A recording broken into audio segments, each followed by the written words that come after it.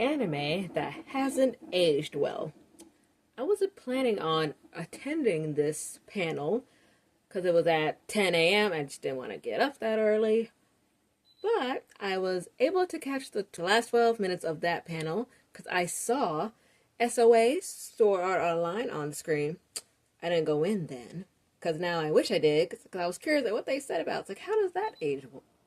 How did that not age well? But I went in when I saw Junjo Romantica on there. That is a yaoi anime for you people that do not know. And I already know what they're going to say about that one. I already know. If you don't know, you know. So we're going to move on from that and go to the actual first panel that I attended, which was, why are sports anime gay? Or so gay? I mean, how could you not? The title, very enticing, and if you watched enough sports anime, you would. It's there just a little bit.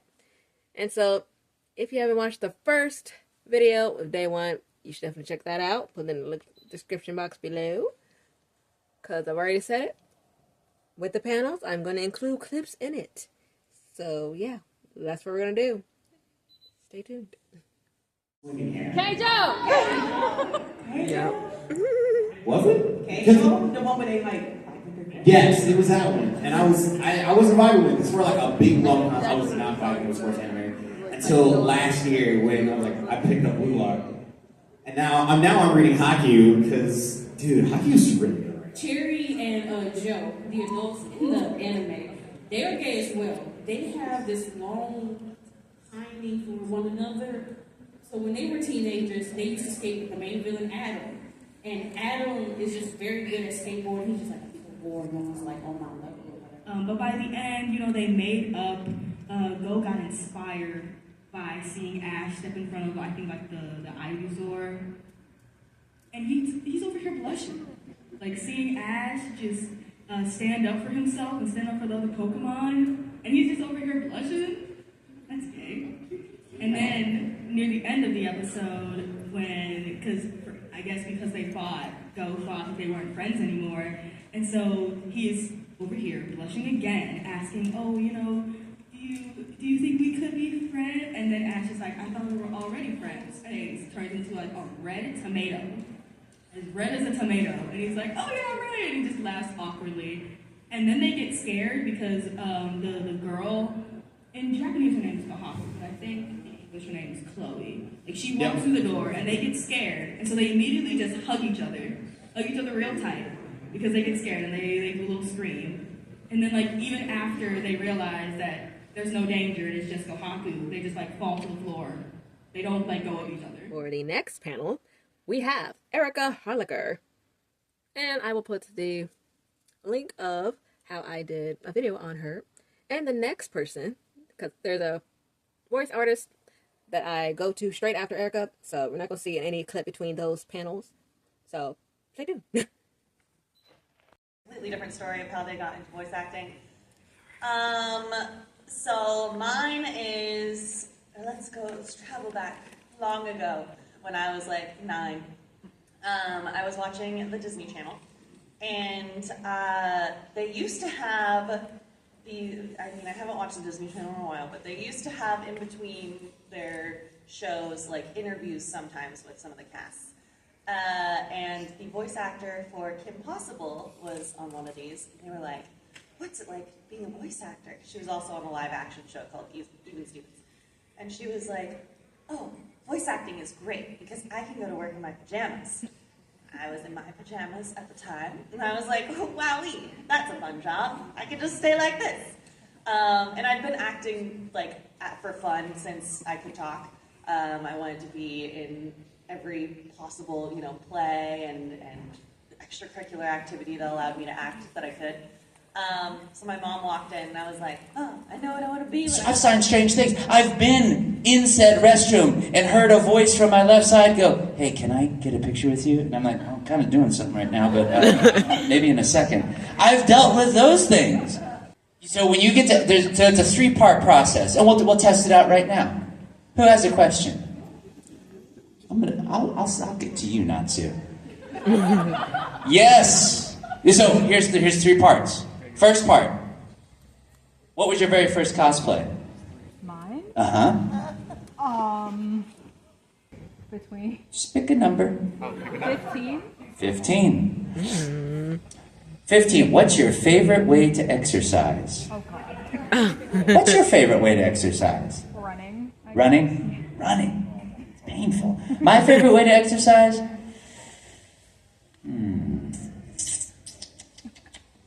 That's an odd. Not in a public gym. That's my favorite way to exercise. You gotta wait, and people are, and especially in LA, they've got cameras set up and people shooting them on a machine, and it's a whole thing. Okay, good. All right. Odd question number 1 done. What's your question? I had 2 questions, but I'll probably go with the second one. Sure. No. Sorry. Who is your favorite character from Fairy Tale apart from Natsu? My favorite character from Fairy Tale apart from Natsu, the cat that does this the whole time. Oh. Naughty. Oh, I know. Right, yeah. I love that. That From, cat. I like kitties. From, like, And then you have a second part. the second question was, what is your favorite voice line for Natsu? My favorite voice line for Natsu? Hey kids, you want to watch some more Fairy Tale? Don't sit too close to the TV. It's so random, like it pops in real fast and then it's done. I feel like Nintendo did that. I remember that popping in, and I was just like, It's like, what is that? Yeah. Good question. Next question? All right. Now, if it wasn't clear already, Todd Haberkorn was the whole reason that I wanted to go to this convention. So I was going to make this happen. And now, after that, I finally found the vendor/artist hall. It was like I was in a completely different world. I forgot to mention that if you want certain autographs, selfies, autographed merch, voice recordings, etc., you'll need money. Either have your card or cash on you. Also, I have no idea what determines the prices. So, there you go. One thing that could have improved this whole experience is we need more signs. Because I guess I didn't go far enough to find the hall. Like, help. I need help. I need directions. But anyway, I get lost pretty easily. My mom was with me the first day, so I feel bad that she couldn't experience this whole new dimension. Because she would have loved all this art that was there. Ugh. Now, out of all the panels we went to, it looked like she enjoyed Keith Silverstein's panel the most, and she missed out on a selfie with him. Maybe next time. Anyway, now I'm going to show you a montage of all the stuff that I saw in that awesome artist hall. So, you don't want to miss that. Stay there. Oh my god. That is cool. Whew. All of this. It's burning like a fire. I wanna feel the light. I don't wanna smile anymore. When you storm off leaving me sore. Try to find a reason to live. Doesn't matter how much you give. Wanting you on my knees, wanting you on my knees. Now I'm begging you, please, wanna feel the light.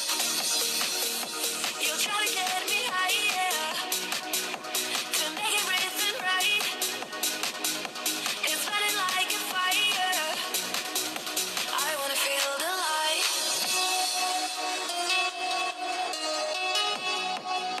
I wanna feel the light.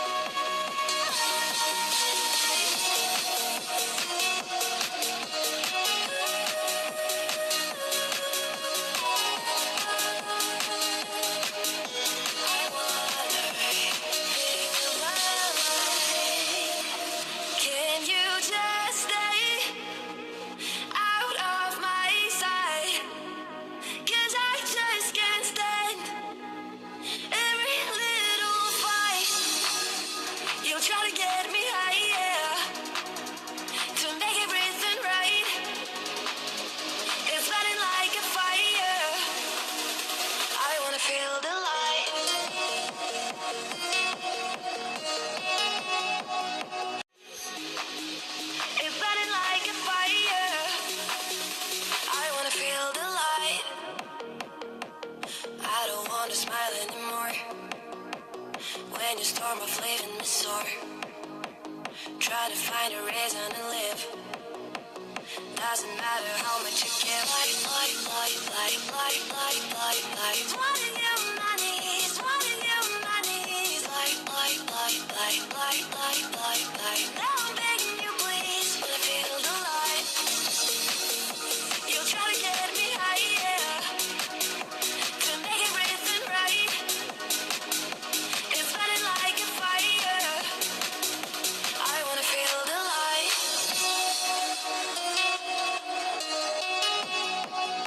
I wanna feel the Freaking angel dust. See, that is nice. That's nice. All right. The next panel I went to was Mario Party in real life. I didn't know what to expect when I saw this on the schedule, but I also definitely was intrigued. Here's how he explains it. Who's been to Mario Party IRL before? To explain what Mario Party IRL is, this is a minigame bonanza. We have roughly 10 rounds of play, like solid rounds of play, and the team with the best score at the end of the game wins. Simple enough. There is a mix of physical, trivia, counting, and luck-based games. I'll be sure to note what kind of game is coming up, so you can choose your players accordingly to set up. For each game, if you win the game, if your team wins the game, your team will get 1 star. Second place will get 10 coins. Third place will get 5 coins. And fourth place will get to go sit down.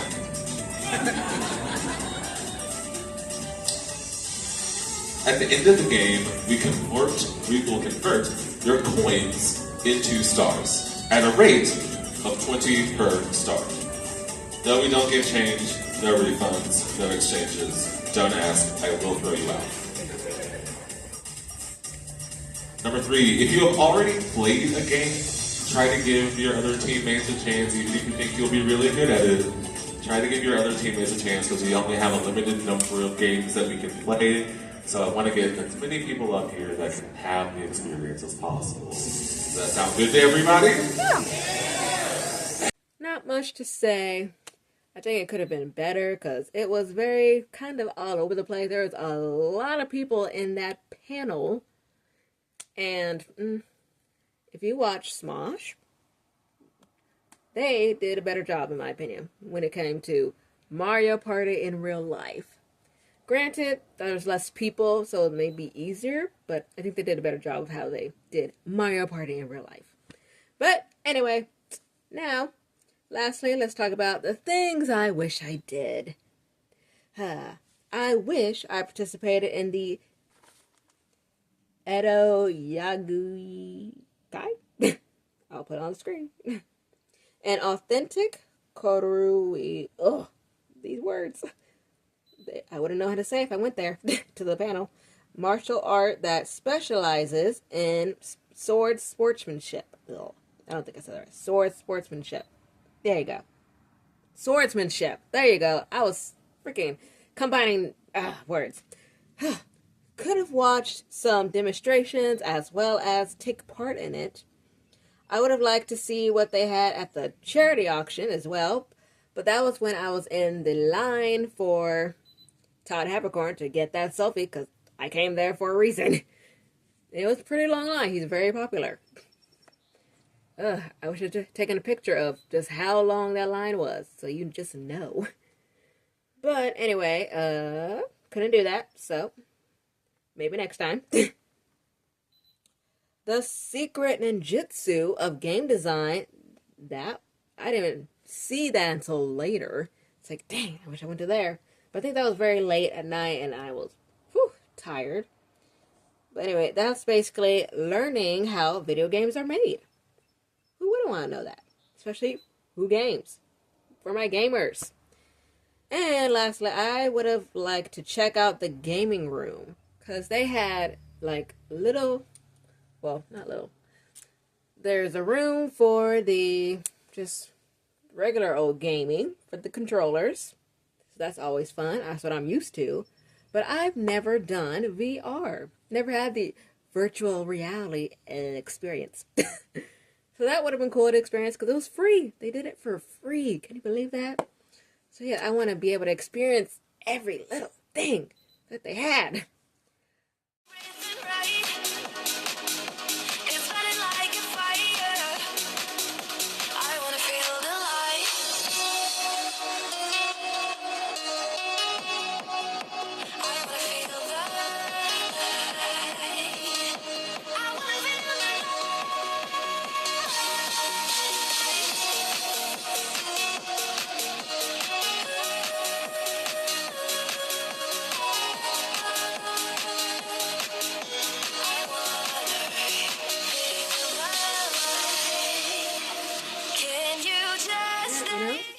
We did what we could. I did what I could.